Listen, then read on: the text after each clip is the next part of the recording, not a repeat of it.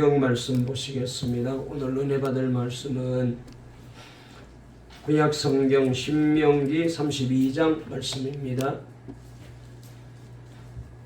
신명기 32장은 구약 성경 313페이지에 있습니다.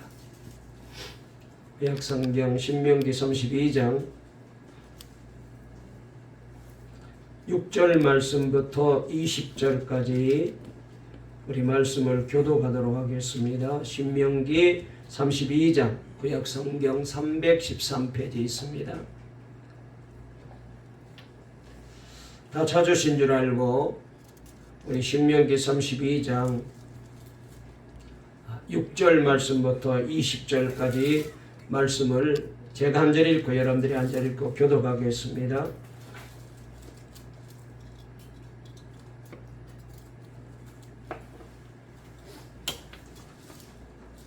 제가 먼저 6절 읽겠습니다.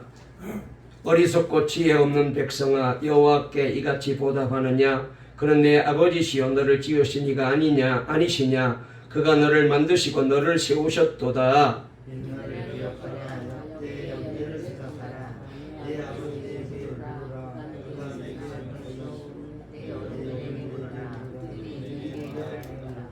지극히 높으신 자가 민족들에게 기업을 주실 때에 인종을 나누실 때에 이스라엘 자손의 수요대로 백성들의 경계를 정하셨도다.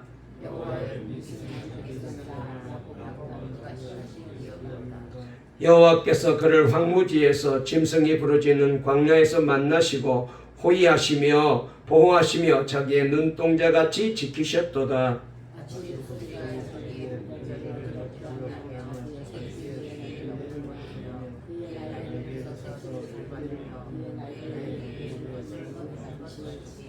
여호와께서 홀로 그를 인도하셨고 그와 함께한 다른 신이 없었도다.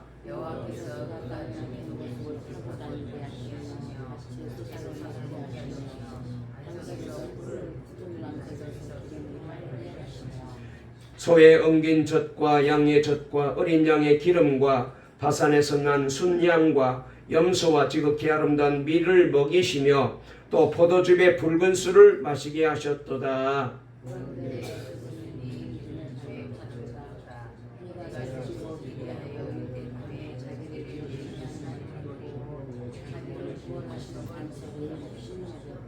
그들이 다른 신으로 그의 질투를 일으키며 가정한 것으로 그의 진노를 격발하였도다.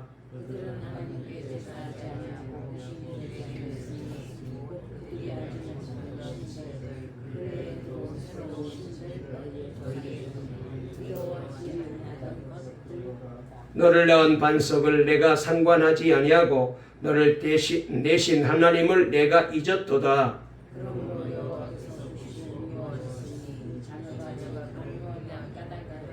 다 같이 읽습니다. 그가 말씀하시기를 내가 내 얼굴을 그들에게서 숨겨 그들의 종말이 어떠함을 보리니 그들은 심히 패역한 세대요 진실이 없는 자녀이미로다.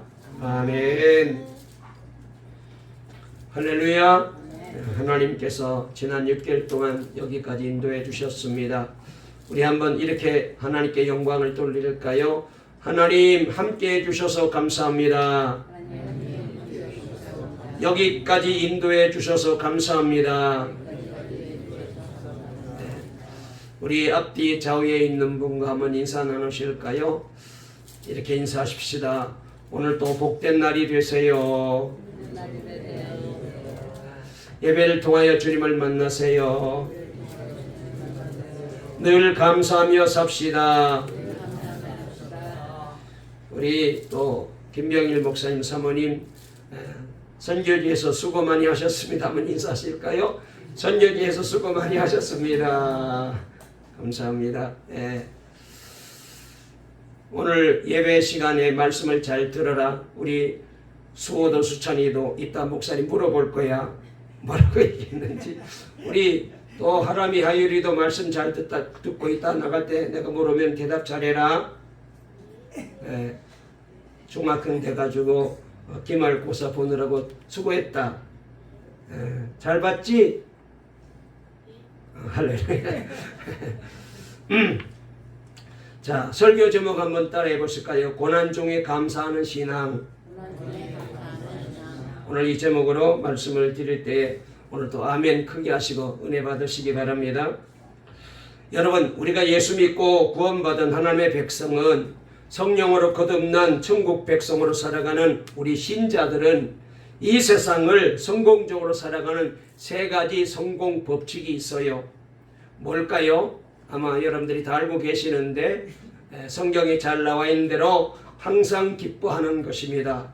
그 다음에 두 번째로는 쉬지 말고 기도하는 것입니다. 세 번째로는 범사에 감사하는 것입니다. 할렐루야. 이것이 바로 그리스도 예수 안에서 우리를 향한 하나님의 뜻이라고 말했고, 우리가 이런 삶을 살아가게 되면은 우리는 인생의 성공자가 될 수가 있습니다. 여러분, 이렇게 우리가 기뻐하고 기도하고 감사하며 사는 인생을 살 수 있는 것은 우리의 모든 삶에서 하나님이 계셔야 되기 때문이다 라고 우리가 믿고 이 하나님을 인정하기 때문에 그렇습니다. 여러분, 우리가 잘 아는 대로 우리 인생은 하나님의 돌보심이 없이는, 하나님의 은혜 베풀어 주심이 없이는, 하나님의 도와주시고 인도하심이 없으면은 우리 힘으로는, 우리 재주로는, 우리 능력으로는, 우리 수단으로는 아무것도 할 수 없고 아무것도 이룰 수가 없습니다.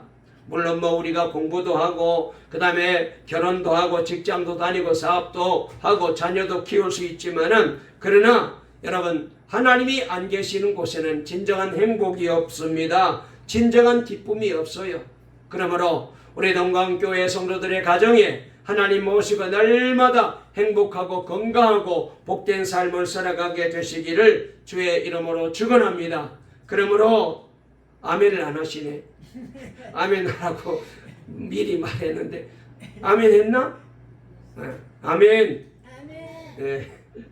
여러분, 그렇습니다. 지금 우리가 비록 어렵고 조금 힘들다 할지라도 우리가 하나님의 사랑을 믿고 그리고 하나님의 도우심과 은혜를 믿기에 우리는 늘 주님 바라보고 의지하며 기뻐하고 감사하는 인생을 우리가 살아갈 수가 있습니다. 특별히 신자에게 주시는 성령의 명령은 고난 중에도 감사하라입니다. 여러분, 감사 생활 중에서도 고난 중에 감사하는 일이야말로 감사의 꽃이다라고 말할 수가 있을 것입니다. 그래서 하나님의 사람 하박국 선지자는 이렇게 감사하지 않았습니까? 하박국 3장 17절 18절에 비록 무화과 나무가 무성치 못하며 포도나무에 열매가 없으며 그리고 감람나무에 소출이 없으며 밭에 식물이 없으며 우리의 양이 없으며 외양간에 소가 없을지라도 나는 여호와로 인하여 즐거워하며 나의 구원의 하나님으로 인하여 기뻐하리로다. 할렐루야. 이것이 바로 우리 신자의 삶의 모습입니다. 우리가 고난 속에서도 감사할 수 있는 이유는 우리는 고난 속에서도 하나님의 손길을 분명히 보고 체험하고 살기 때문에 감사할 수 있습니다. 고난 속에서도 하나님의 손을 꼭 붙잡고 있기 때문에 우리는 감사할 수 있는 거예요. 고난 속에서도 하나님의 섭리를 믿고 살기 때문에 우리는 감사할 수 있습니다. 멀지 않는 날 고난이 변하여 분명히 하나님께서 축복으로 만들어 주실 것을 소망하고 있기 때문에 감사할 수 있는 거예요. 그래서 여러분, 이 믿음을 가진 사람은 어떤 고난이 온다 할지라도 어떤 어려움이 온다 할지라도 늘 감사해요. 생후 6주 만에 맹인이 되었던 크로스비 여사는 얼마나 불행했냐는 이 기자의 질문에 정색을 하며 이렇게 말합니다. 나는 맹인이었기 때문에 하나님께 감사합니다. 맹인이 아니었더라면 볼 수 없었던 수많은 많은 일들을 나는 맹인이었기 때문에 보고 살았습니다. 나는 다른 사람이 보지 못하는 것을 봅니다. 무엇보다도 감사하는 것은 천국에 가서 제일 먼저 볼 분이 예수님이라는 사실 때문에 지금도 나의 마음은 설렐 뿐입니다. 이렇게 고백했습니다. 사실 불행이란 그것을 불행이라고 말하는 사람에게만 불행일 뿐이잖아요. 아무리 불행해도 감사하며 그것을 넘어 바라보는 사람에게는 어떤 고난도 불행일 수 없으며 어떤 것도 여러분 불행일 수 없습니다. 오히려 그것은 축복의 씨앗이 되는 것입니다. 그러나 반대로 아무리 좋은 환경 속에 살아도, 아무리 좋은 조건 속에 살아도, 아무리 화려한 환경 속에 살아도 자신이 행복하지 않다라고 느끼고 살고 있다면은, 감사를 잃어버렸다면은 그는 불행한 사람입니다. 여러분, 우리가 반드시 믿어야 할 것은 신자에게는, 즉 하나님의 자녀에게는 불행이란 없어요. 우리에게 하나님이 계시는 우리는 결코 불행해질 수 없습니다. 그래서 성경은 우리에게 분명히 말씀하시기를, 우리가 알거니와 하나님을 사랑하는 자, 곧 그의 뜻대로 부르심을 입은 자들에게는 모든 것이 변하여 선이 되느니라. 할렐루야. 하나님은 실패도, 하나님은 질병도, 하나님은 가난도, 하나님은 다 우리에게 선이 되게 만들어 주셔요. 감사하게 되면.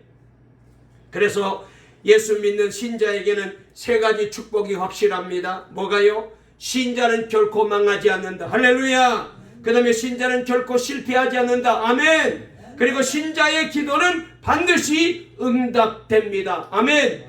이 믿음을 가지고 우리는 사는 것.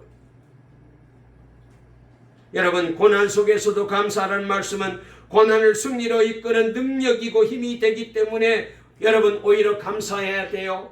고난이 오면 감사의 삶을 통하여 그 고난의 충격을 자꾸 줄여야 돼요. 감사하게 되면 고난의 충격이 내 몸에서, 내 삶에서, 내 인생에서 점점 빠져나가서, 그래서 고난이 고난으로 느껴지지 않아요. 그런데 여러분, 조금만 힘들어도 원망하고 불평하고 짜증내고 그러면은 점점 데미지가 더 가해져서 더 힘들어요. 그래서 우리는 고난이 왔을 때 감사하면은 이 고난의 독소가 점점 빠져나갑니다. 그래서 오히려 그것들이 우리에게 복이 되고 은혜가 되게 만들어 주십니다. 그래서 바울과 실라가 빌립보 감옥의 문을 무엇으로 열었습니까? 기도와 감사의 찬송 아니었습니까? 기도하고 찬송할 때 하나님이 열어주시지 않았습니까? 우리도 고난 중에 감사하며 찬송하면 하나님이 그 고난의 문제를 풀어주시고 해결해 주시고, 그리고 그 고난을 통하여 더 놀라운 하나님의 은혜를 체험하게 돼요. 분명 고난 속에서도 감사하면 예수님 안에서 좋은 일이 생깁니다. 시편 50편 23절, 감사로 제사를 드리는 자가 나를 영화롭게 하나니 그 행위를 옳게 하는 자에게는 내가 하나님의 구원을 보이리라고 말씀하셨습니다. 진정 고난 속에서 감사는 하나님의 마음을 움직여요. 고난 속에서 감사하는 자는 반드시 하나님의 놀라운 구원의 역사를 누리게 될 것입니다. 그러니 여러분, 이 믿음이 저와 여러분에게 넘치기를 주의 이름으로 축원합니다. 그리하여 고난을 여러분 축복으로 바꾸세요. 그러나 이런 복이 우리에게 믿는 사람에게 주어졌지만은, 그러나 신앙생활을 게을리하는 사람에게는요 감사할 수 없어요. 왜냐하면 감사할 게 없거든요. 기도 안 하는 사람은 감사할 수 없습니다. 왜냐하면 감사할 힘이, 능력이 없어요. 고난 중에서도 열심히 신앙생활하고 기도하는 사람은 하나님의 손길과 역사를 체험하거든요. 그래서 구원의 기적을 체험하고 치료의 기적을 체험하고 응답의 기적을 체험하여서 하나님이 이렇게 도우시는구나 체험하니까 감사할 게 많지만은, 신앙생활을 게을리하고 기도생활을 게을리하는 사람에게는 이런 체험이 없잖아요. 그러니까 감사가 안 나오죠. 성경에 이런 말씀이 있어요. 레위기 25장 55절에 보니까 이스라엘 자손은 나의 품꾼이 됨이라. 그들은 내가 애굽 땅에서 인도하여 낸 나의 품꾼이요 나는 너희 하나님 여호와니라 그랬어요. 여기 말씀을 보면 하나님께서 이스라엘 민족을, 이스라엘 백성을 하나님의 품꾼으로 채용했다는 거예요. 여러분, 품꾼은 일한 만큼의 대가를 지불받잖아요. 일한 만큼의 임금을 받잖아요. 싹을 받잖아요. 그래 하듯이 하나님도 우리가 당신을 섬긴 만큼 반드시 대가를 지불하시는 분이시라는 거잖아요. 여러분이 기도하신 만큼, 주님을 위하여, 교회를 위하여 수고하고 물질을 드리고 애쓴 만큼 하나님은 보상하시고 싹을 갚아주셔요. 우리 하나님이 저와 여러분도 하나님의 품꾼으로 사용하시는 거예요. 그러기에 이러한 사람이 여러분 당연히 하나님께 더욱 감사할 일이 많이 생기고 그래서 감사의 삶을 살게 됩니다. 고난 중에서도 감사를 잃지 마십시오. 원망과 불평은 우리를 죽이지만 감사와 기도는 우리를 살려내요. 가정을 살리고 인생을 살리고 자녀를 살려내는 거예요. 염려와 걱정은 마귀의 가라지이지만 감사와 기도는 하나님의 축복의 씨앗입니다. 그래서 사탄 원수 마귀는 자꾸 우리 가정 속에 내 마음 속에 생각 속에 자꾸 이 염려와 걱정과 불평의 가라지를 자꾸 뿌려요. 어렵고 힘들 때 눈을 들어 주님을 바라보십시오. 그리고 그분의 사랑과 손길을 의지하면서 감사와 찬송을 드리십시오. 그리고 그분에게 모든 것을 맡기고 기도하십시오. 날마다 우리의 삶에 여러 가지 환경 속이 조금 어렵고 힘들지라도 이 하나님의 감사의 축복의 기도의 축복의 씨앗을 뿌려놓게 되면 하나님이 놀라운 감사의 기쁨, 행복의 기쁨, 그리고 즐거움의 기쁨을 거두게 만들어 주실 겁니다. 오늘은 2024년을 출발하여 전반기 6개월을 잘 보내고 이제 후반기 새로운 6개월을 출발하는 첫 주일이면서 또한 맥주 감사절입니다. 지난 6개월을 하나님께서 지켜주시고 인도해 주시고 함께 해주시고 복 주신 것처럼 남은 6개월도 교회와 가정과 삶 속에 늘 하나님이 함께 해주시고 인도해 주시고 복 주실 줄로 믿습니다. 그런데 다시 한번 생각해 보게 되면 우리가 살아온 절반을 되돌아보면 우리에게 제일 부족한 것이 아마도 감사하는 마음이 없지 않았나 생각을 해보게 되어요. 나름대로 예배도 빠지지 않고 잘 드립니다. 기도도 나름대로 잘 했습니다. 봉사도 하고 헌신도 했습니다만 그런데 따지고 보면 감사가 제일 부족했어요. 골로새서 2장 6절 7절에 사도 바울은 그러므로 너희가 그리스도 예수를 주로 받았으니 그 안에서 행하되 그 안에 뿌리를 박으며 세움을 받아 교훈을 받은 대로 믿음에 굳게 서서 마지막 절 한번 따라해 보실까요? 감사함을 넘치게 하라. 아멘. 믿음에 굳게 서서 감사함을 넘치게 하라는 거예요. 여기 감사함을 넘치게 하라 이 말씀은 헬라어 원어에 보니까 홍수가 나가지고 강물이 뚝을 넘쳐 흐르는 그런 상태를 가르치는 말입니다. 여러분 바로 그런 상태를 말하는데 사도 바울은 이 골로새 성도들에게 너희들의 삶 속에 신앙생활 속에 가정 속에 감사가 철철 흘러 넘치도록 해라는 거예요. 여러분 우리는 지난 전반기 동안 하나님 앞에 그리고 가족들과 아내로서 남편으로서 부모님과 자녀로서 그리고 이웃들에게 직장 동료들에게 우리 교회와 성도들에게 얼마나 감사하며 살아오셨습니까? 윌터 그린이라는 사람이 쓴 감사로 움직여라라는 책이 있어요. 저자는 이 책에서 이렇게 말합니다. 우리가 인생의 마지막 날에 가장 후회할 일은 감사하지 못하고 산 것일 것이다. 기회를 잃기 전에 그러므로 감사하라고 제안합니다. 그러면서 이렇게 말합니다. 오늘의 당신이 있게 한 고마운 분들께 온 정성을 다하여 감사를 표현해라.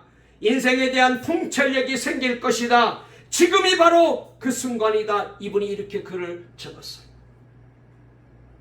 월터는 평범한 일상에서부터 감사를 시작했습니다. 살아있음에 대한 감사로부터 시작해서 자신의 아버지는 53살에 돌아가셨는데 자신은 지금 53살이 훌쩍 넘은데도 불구하고 아직까지 살아있는 것이 너무 감사하고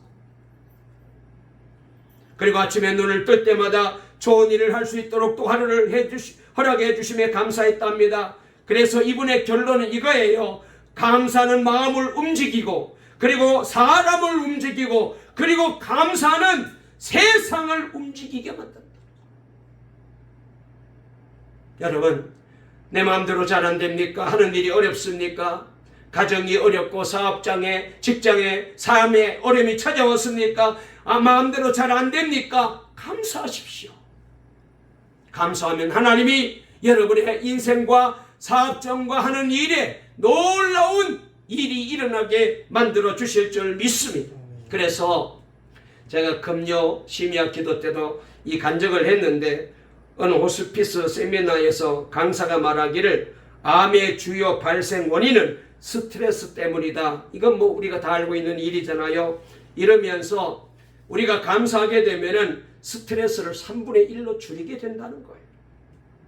그래서 스트레스를 줄이는 가장 효과적인 방법은 약 먹는 것도 아니고 운동하는 것도 아니고 먼저 감사하는 거라는 거예요.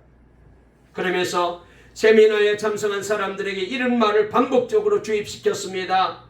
한번 따라해 보실까요? 감사는 암도 이깁니다. 할렐루야! 혹시라도 여러분 몸속에 알게 모르게 암이 살짝 들어와 있습니까? 감사하십시오. 쥐도 새도 모르게 떠나가게 될 줄로 믿습니다. 우리 옆에 뭔가 인사합시다. 감사하면 암도 이깁니다. 아멘. 저희 교단 목사님 중에 중량구 신내동에서 목회를 크게 하시는 목사님의 간증을 듣고 참 은혜를 받았는데요. 그 교회 자매 가운데 혀암, 설암에 걸려서 그래서 어려운 상황에 처하여 있게 되었고 혀를 잘라낼 수밖에 없는 그런 지경에까지 이르게 된 분이 있었답니다. 그래서 수술날을 잡고 수술하러 들어가기 전에 마지막으로 병실에서 온 가족들이 모여가지고 이제 수술실에 들어갔다 나오게 되면 혀가 없어지기 때문에 그래서 평생 말을 못하게 되니까 마지막으로 그래서 하나님 앞에 기도하고 찬송을 부르게 되었답니다. 그런데 참 이 자매가 믿음이 좋았답니다. 그러면서 우리가 보통 이 정도 되면 내 젊은 나이에 내 혀가 없어지는데 이럴 수가 있습니까? 하나님 왜 내게 이런 불행을 주십니까? 하필이면 왜 내게 이런 어려움을 주십니까? 이렇게 말할 테인데 이 자매는 그렇지 않았대요. 나 같은 죄인이 구원받은 은혜에 감사해서 나는 찬송을 부르겠습니다. 그러면서 이 자매가 마지막으로 찬송을 부르는데 찬송 511장 1절 내 구주 예수를 더욱 사랑 내 구주 예수를 더욱 사랑 엎드려 비는 말 들으소서 내 진정 소원이 내 구주 예수를 더욱 사랑 그리고 2절 3절 찬송을 쭉 부릅니다. 이전에 세상 나 기뻤어도 지금 내 기쁨은 오직 예수 다만 내 비는 말 다만 내 비는 말 내 구주 예수를 내 구주 예수를 더욱 사랑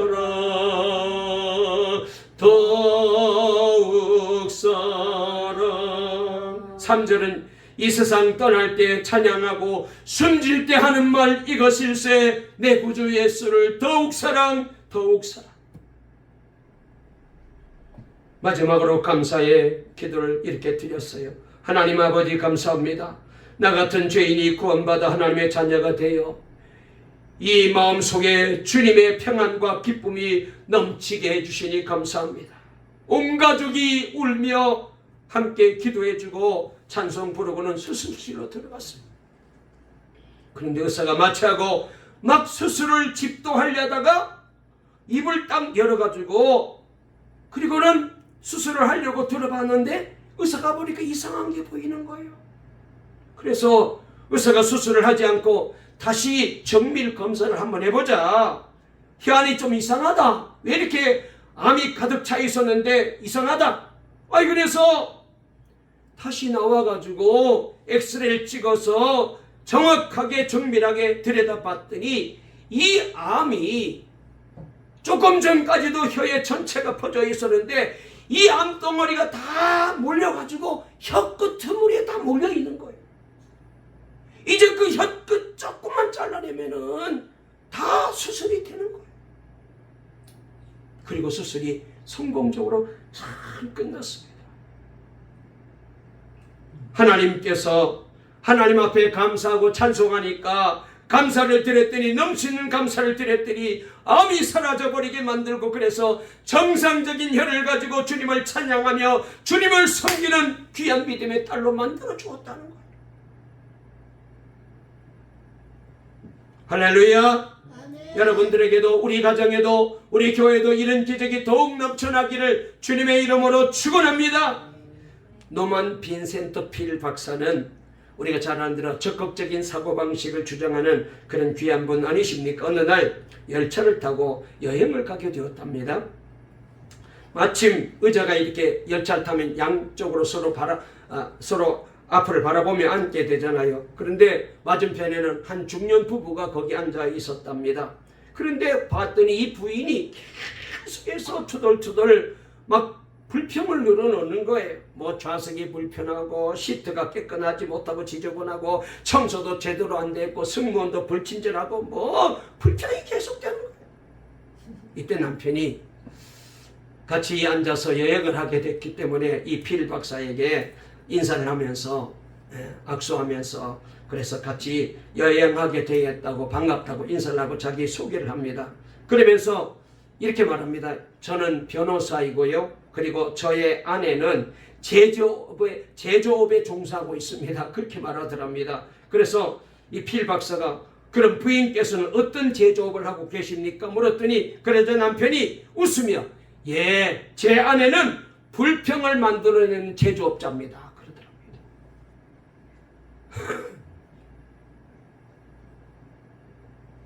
하나님의 자녀들은 여러분 이 부인처럼 불평을 만드는 제조업자가 아니라 여러분 우리는 감사를 만들어내는 제조업자가 되어야 합니다. 할렐루야. 여러분 감사의 제조업자만이 시련을 축복으로 바꾸어 놓아요. 요즘에 우리가 말이죠 마일리지 서비스라는 것을 많이 사용하잖아요. 그래서 비행기를 많이 타도 그 다음에 은행 카드를 사용해도 주유소 가서 기름을 넣어도 마트나 백화점에 가서 물건을 사도 심지어 화장품 가게 가도 음식점에 가서 음식을 일정 이상 먹게 되면은 스티커를 주거나 그 다음에 카드를 주거나 그 다음에 나중에 적립이 되게 되면은 특별 상품을 주기도 하고 혜택을 주기도 하고 나중에는 여러분 비행기 티켓도 이제 무료로 공짜로 쓰게 만들어 주잖아요. 저도 요 사이 이제 전에 그 마일리지가 많이 있었기 때문에 그걸로 비행기 티켓을 몇 번 끊었습니다. 여러분 이렇게 살아가면서 누적되면은 될수록 좋은 것이 있고 누적되면 오히려 손해인 것이 있어요. 스트레스나 과로나 미워하는 마음, 편견, 나쁜 습관, 그리고 나쁜 생각, 불평, 원망 이런 거는 쌓이면 쌓일수록 누적되면은 손해입니다. 그러나 누적될수록 좋은 것이 있어요. 많이 웃으면은 다른 사람의 머릿속에 좋은 인상을 누적시키게 됩니다. 많이 걸으면 건강이 누적됩니다. 칭찬이 누적되면은 점점 밝은 사회가 될 거예요. 책을 많이 읽게 되면은 마음의 교양이 쌓이게 되고 그 사람의 품위가 높아지게 됩니다. 약속을 지킬 때마다 신용이 누적됩니다. 무엇보다도 감사가 누적되면 하나님의 은혜가 폭포수같이 임해요.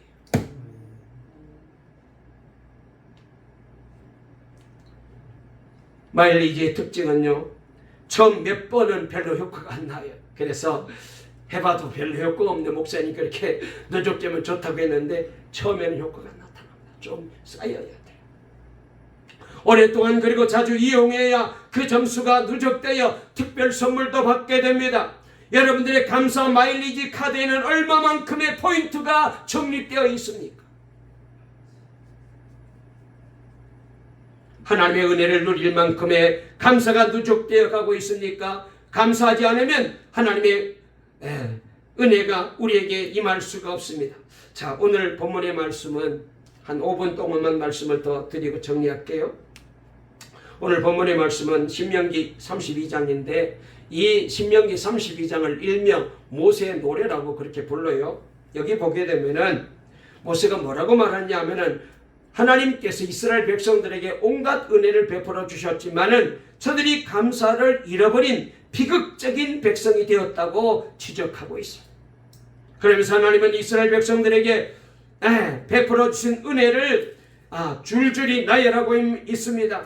자, 우리가 읽은 말씀 가운데 한번 읽어볼까요? 자, 본문으로 들어가서 자, 신명기 32장 10절부터 한번 읽어볼까요? 10절부터 14절까지 한번 읽어보겠습니다. 시작. 여호와께서 그를 황무지에서 짐승이 부르짖는 광야에서 만나시고 호위하시고 보호하시며 자기의 눈동자같이 지키셨도다. 마치 독수리가 자기의 보금자리를 어지럽게 하며 자기의 새끼 위에 늪을 거리며 그의 날개를 펴서 새끼를 받으며 그의 날개 위에 그것을 얻는 것 같이 여호와께서 홀로 그를 인도하셨고 그와 함께한 다른 신이 없었도다. 여호와께서 그가 땅의 높은 곳을 타고 다니게 하시며 밭에 소선을 먹게 하시며 반석에서 꿀을 굳은 반석에서 기름을 빨게 하시며 소의 엉긴 젖과 양의 젖과 어린 양의 기름과 바산에서 난 수양과 염소와 지극히 아름다운 밀을 먹이시며 또 포도즙의 붉은 술을 마시게 하셨도다.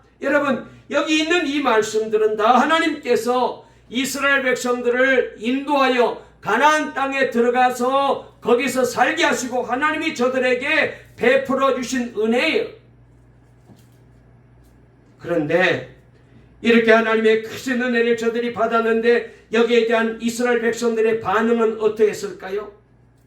단적으로 15절에 그 점을 지적합니다. 뭐라고 했는지 읽어볼까요? 시작. 그런데 여수론이 기름짐에 발로 찼도다.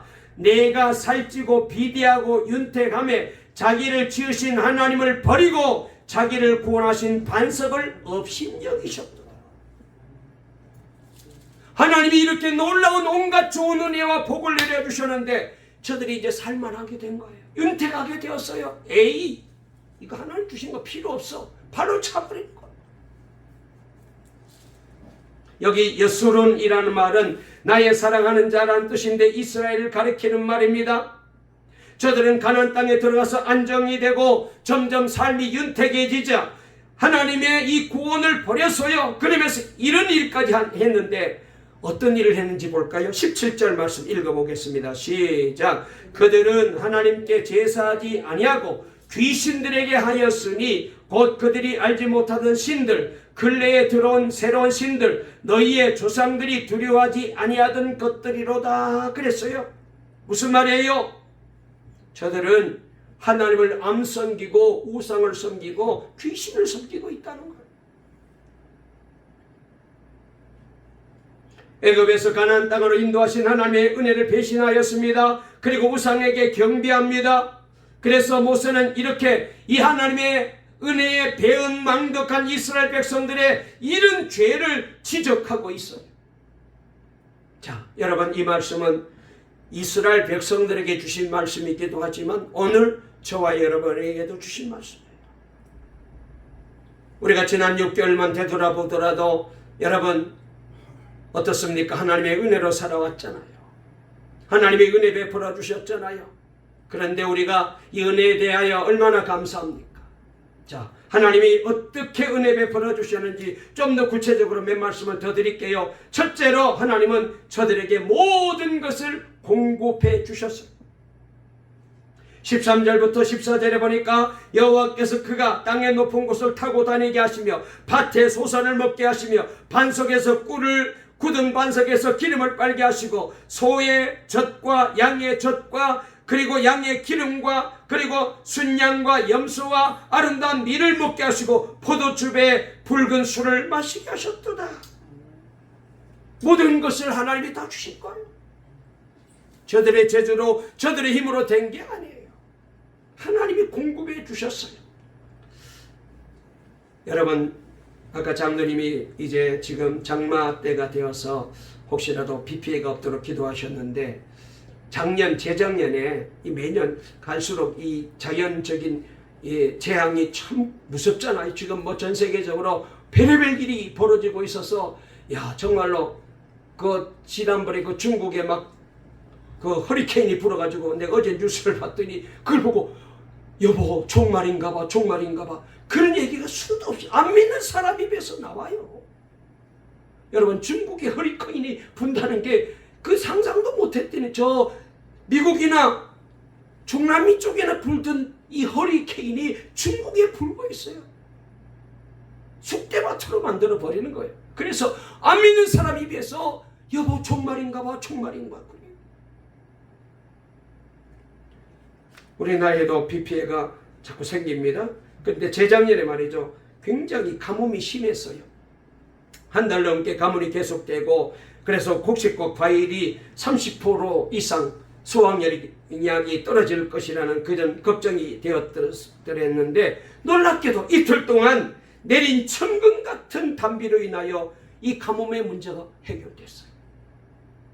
그러면서 충청도 어느 시골 마을 농촌 지도자가 TV 기자와 이렇게 인터뷰하는 내용이 나왔는데요. 이분이 이렇게 묻습니다. 기자가 정부의 지원이 어느 정도 효과가 있었습니까? 그랬더니 이분이 이렇게 말합니다. 예, 장관님도 오셨다 가셨고 도지사님도 왔다 갔고 그리고 군부대에서 급수차를 보내가지고 몇십 대 물을 우리에게 주었지만 그것으로는 간의 기별도 안 갔습니다. 그러면서 이렇게 말했어요. 그저 어쨌든 하늘이 비를 주셔야지요. 그랬어요. 하나님이 비 안 내리면 안 돼요. 군부대 수백 대 수천 대가 물을 갖다 부어도 그 해결할 수 없어요. 저는 그 말을 듣는 순간 동감이 되었습니다. 결국 하늘이 문을 열고 비를 내려주어요. 하나님의 공급하심의 은혜로 살아온 것입니다. 오래전 미국 오프라 원프리 쇼에 실제로 있었던 일인데요. 11명의 방청객을 앞으로 불러내어서 이 원프리가 저들에게 깜짝 선물을 하나씩 줬는데 뭐냐면은 2,800만짜리 자동차 키를 하나씩 준 거예요. 방청객으로 갔다가 수지를 엄청나게 맞은 그 앞으로 불려나간 사람 얼마나 좋겠어요. 갑작스런 이 선물에 11명의 방청객들은 기뻐 먹을 줄을 몰라. 그런 다음에 앉아있는 방청객이 276명이었는데 그분들에게 작은 상자 하나씩을 나눠줍니다. 그리고는 제가 자동차 12대를 준비했는데 여기 나온 11명에게 주었고 나머지 한 대는 여러분 중에 누군가가 행운을 차지하게 될 것입니다. 그러니까 기도하는 마음으로 감사하는 마음으로 그 상자를 열어보세요. 그래서 사람들이 지금 둘둘 떨려가지고 열지를 못합니다. 이거 행운이 나이고 뭘 어떡하나. 아이 경쟁률이 276대 1이에요. 그러나 상자를 여는 순간 온 스튜디오 안이 깜짝 놀랄 환성과 놀라운 기쁨으로 가득 찼습니다. 왜요? 상자마다 자동차 키가 다 들어있었던 거예요. 그분은 그런 분이거든. 이분이 자동차 회사에다가 얘기해가지고 그래서 어려운 분들이 많이 계시니까 이분들에게 자동차를 선물하도록 한번 해보자. 네, 그래서 여기 방청객 오실 분들에게 먼저 사연을 좀 적어내라 그랬답니다. 그래서 어떤 노부부는 주행거리 64만 킬로가 넘는 차가 더 이상 굴러가지 않아서 자동차가 필요합니다. 어떤 아이는 엄마가 세 군데 파트타임을 알바를 하고 있는데 차가 꼭 필요합니다. 그래서 이 오프라 원프리는 이런 사연을 가만히 바꿔보니까 이분들은 꼭 차가 필요해요. 그래가지고 자동차 회사랑 설득해서 참석자 전원에게 이 놀라운 선물을 줬다는 거예요. 아마 그 쇼에 참석했던 사람들은 평생 잊지 못했을 거예요. 그런데요, 이렇게 깜짝하고 대단히 놀라운 선물이지만 우리 하나님께서 저와 여러분들에게 공급해 주신 이 은혜에 비하면 이건 아무것도 아니에요. 하나님이 주신 은혜가 자동차 키 하나만 못할까요? 2,800만 원짜리 자동차보다 못해요?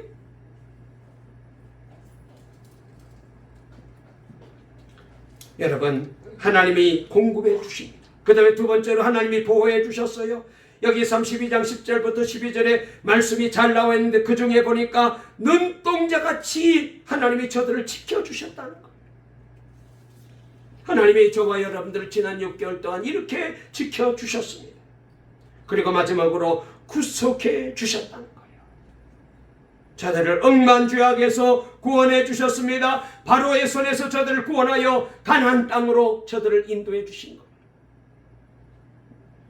그분이 바로 하나님 아버지라고 말씀하셨습니다. 한 말씀만 드리겠습니다. 닥터 지바고라는 영화 아시죠? 닥터 지바고. 이 영화의 마지막 장면이 아주 인상적인데요. 이런 장면이 나옵니다. 어떤 장군이 타냐라는 여성에게 질문을 던져요. 어떻게 아버지와 헤어지게 되었느냐. 그랬더니 이렇게 말합니다. 혁명 중이었어요. 거기는 혼란스럽고 위협적인 상황이었기 때문에 어쩔 수 없이 아버지와 헤어지게 됐다고 얘기합니다. 그랬더니 이분이 다시 뭐라 합니다. 진짜 헤어진 이유가 뭐야? 네가 말하는 그건 진짜 이유가 아니야. 너희 아버지와 어떻게 헤어지게 되었는지 진짜 이유를 말해. 그랬더니 이 타냐가 이렇게 말합니다. 예, 실은 아버지가 내 손을 놓아버리셨어요. 이때 장군이 타냐에게 충격적인 사실을 얘기합니다. 뭐라고 말하느냐. 내가 아버지가 내 손을 놓아버렸어서라고 말할 때에 이분이 이렇게 말합니다. 내가 진실을 말해주마. 코마로프스키는 너의 친아버지가 아니야. 너의 아버지는 닥터 지바고야.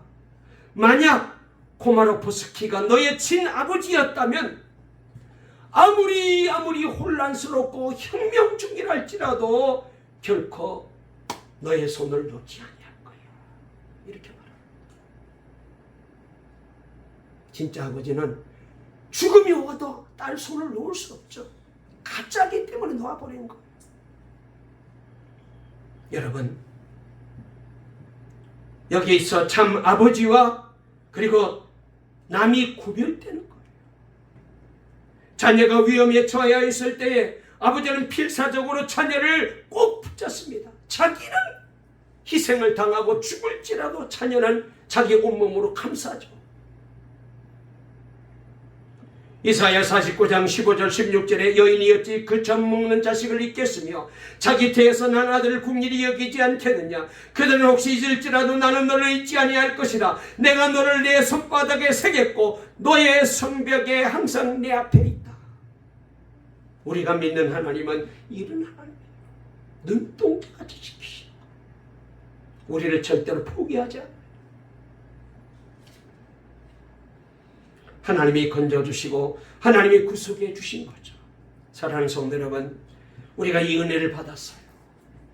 이번에 우리가 이 은혜를 누리고 사는 거예요. 이 은혜에 우리가 감사해야 마땅하지 않겠어요. 다시 한번 우리 모두가 하나님의 은혜를 잊어버리지 말고 내게 가장 귀한 것을 드리며 하나님 앞에 감사드리십시다. 오늘까지 이어진 6개월 동안 이렇게 은혜 베풀어 주신 놀라운 이 하나님께 우리의 마음을 모아 풍성한 감사의 헌물로 하나님께 영광을 돌려드릴 때에 하나님께서 더 놀라운 은혜와 복이 우리 가정과 인생 속에 넘치게 하실 줄 믿으시고 이 믿음으로 날마다 감사하시되 고난 중에서도 감사하며 살아가는 우리 동강의 모든 성도 되시기를 간절히 주의 이름으로 축원합니다. 살아계신 하나님 감사합니다. 고난 중에도 감사하는 신앙 되게 해 주시옵소서. 예수님의 이름으로 기도 올리옵나이다. 아멘.